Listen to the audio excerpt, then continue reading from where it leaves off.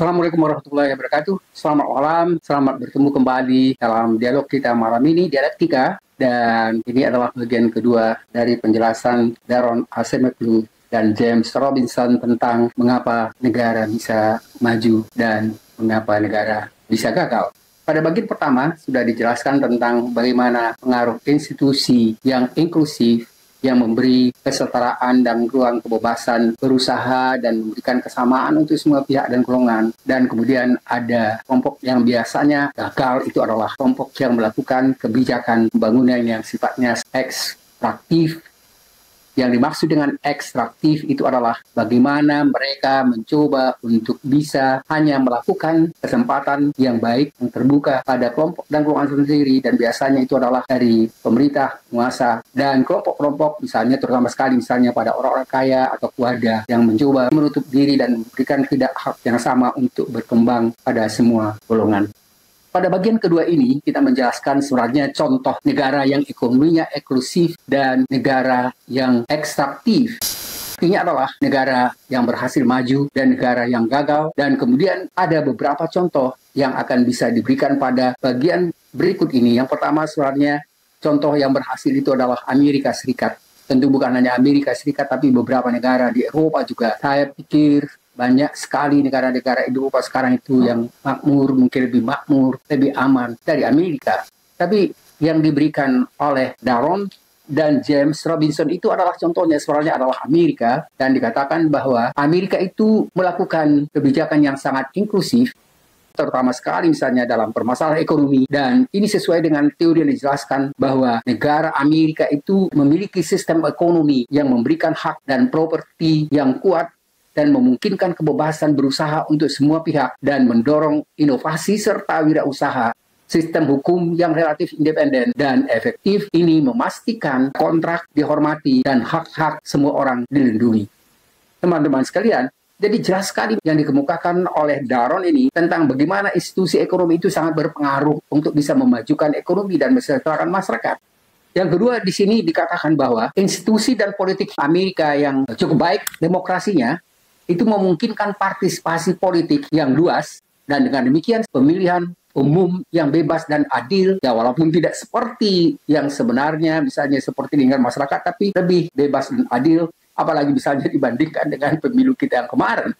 Teman-teman sekalian, sistem check and balances yang mengurangi risiko kekuasaan terkonsentrasi itu berjalan dengan cukup baik.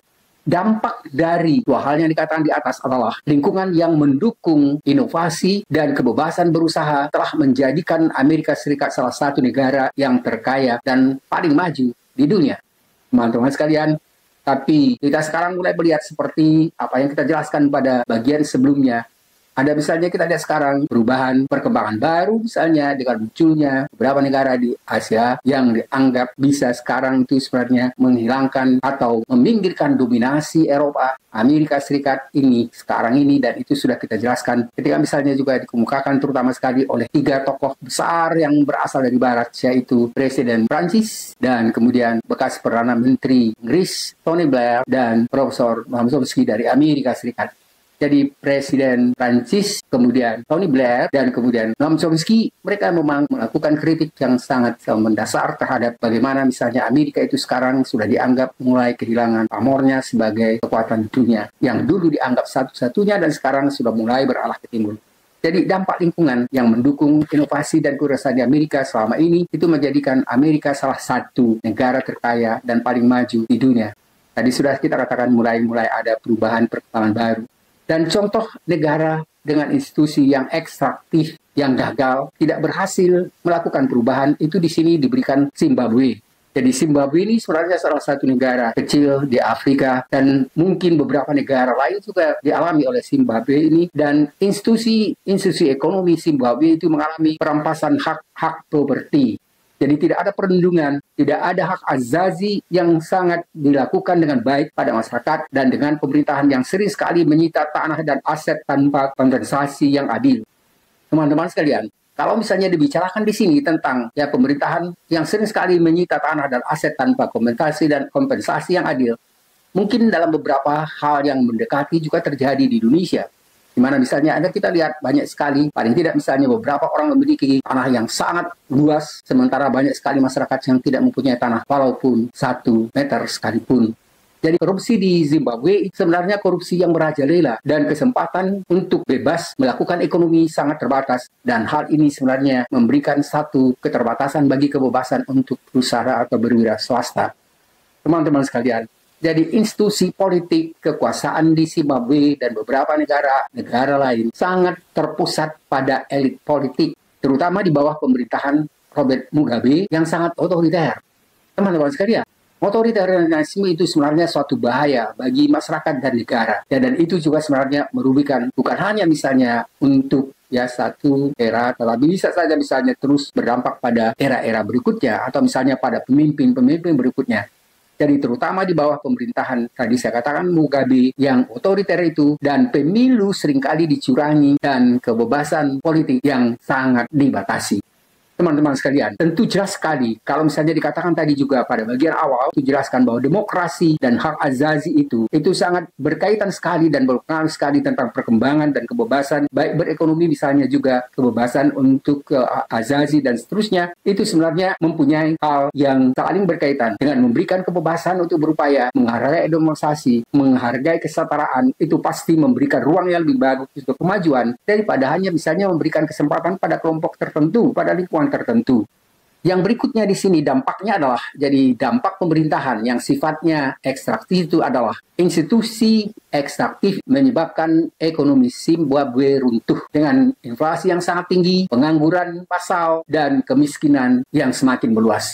Teman-teman sekalian, kita mengharapkan jangan sampai Indonesia misalnya mengalami hal yang seperti ini, misalnya korupsi yang luar biasa, kemudian inflasi yang sangat tinggi yang sekarang sudah mulai menuju ke arah sana, dan pengangguran massal sekarang juga semakin banyak pengangguran. Dan ingat ketika misalnya Presiden Jokowi mengatakan dia akan memberikan kesempatan kerja untuk 10 juta orang, itu juga tidak terlaksana. Dan kemudian misalnya banyak hal-hal sebenarnya yang dikemukakan itu tidak memiliki kebenaran, malah kebohongan yang luar biasa. Dan ini adalah membuktikan tidak adanya kejujuran keadilan termasuk pada pemimpin sekalipun.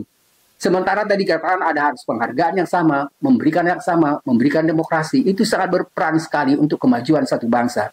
Teman-teman sekalian, jadi tadi sudah dikemukakan contohnya oleh Daron dan James Robinson bahwa permasalahan yang sifatnya pemerintahan yang institusinya sifatnya ekstraktif itu akan menghancurkan dan menimbulkan kegagalan pada negara.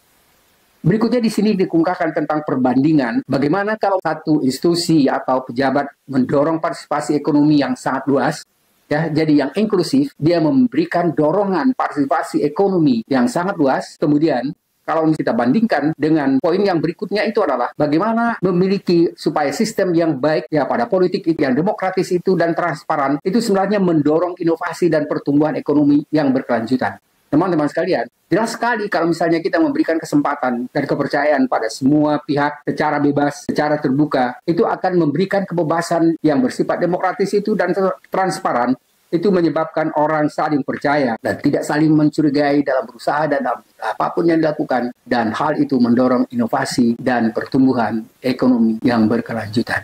Teman-teman sekalian, kalau tadi di awal dikemukakan bahwa kelihatannya misalnya dari pernyataan Menteri Ekonomi Indonesia Sri Mulyani, justru dia sudah mengatakan bahwa masa depan kita itu tidak terlalu cerah banget, tetapi mungkin saja mengalami kemunduran dan sepertinya akan mendekati kegagalan. Teman-teman sekalian, hal ini memang kita perlu prihatin dengan kondisi yang sekarang misalnya dengan utang yang begitu besar, dengan misalnya mendahulukan yang banyak sekarang dibicarakan tentang IKN, meminta begitu banyak dana dari dalam negeri.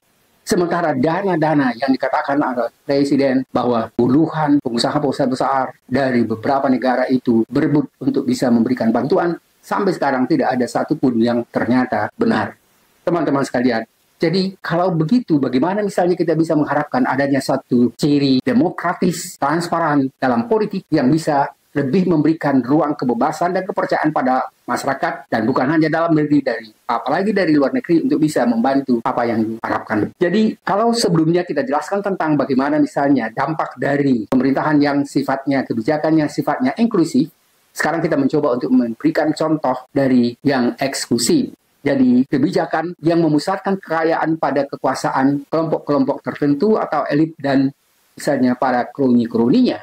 Hal ini sebenarnya menimbulkan suatu dampak yang lebih besar, di mana akhirnya tidak ada penyebaran kekayaan properti itu secara adil, dan akhirnya hanya memusat pada beberapa pihak atau kelompok karena mereka memang yang dapat kesempatan untuk bisa berkembang. Teman-teman sekalian, jadi hal yang demikian itu sebenarnya memiliki politik yang jelas sekali, sebenarnya otoriter dan tidak jujur, korup, dan pemerintahan yang otoriter dan pemerintahan yang korup itu pasti akan menimbulkan masalah yang merugikan negara. Teman-teman sekalian, jadi menghambat apa yang kita katakan tadi, misalnya politik yang otoriter, politik yang korup, yang tidak memberikan kesempatan dan penghargaan pada perkembangan hak asasi manusia.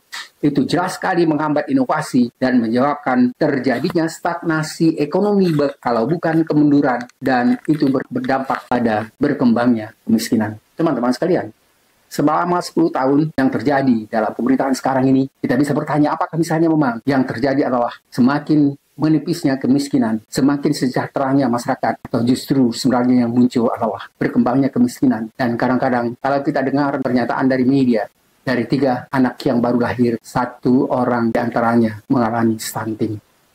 Itu adalah kondisi yang sangat memprihatinkan, teman-teman sekalian.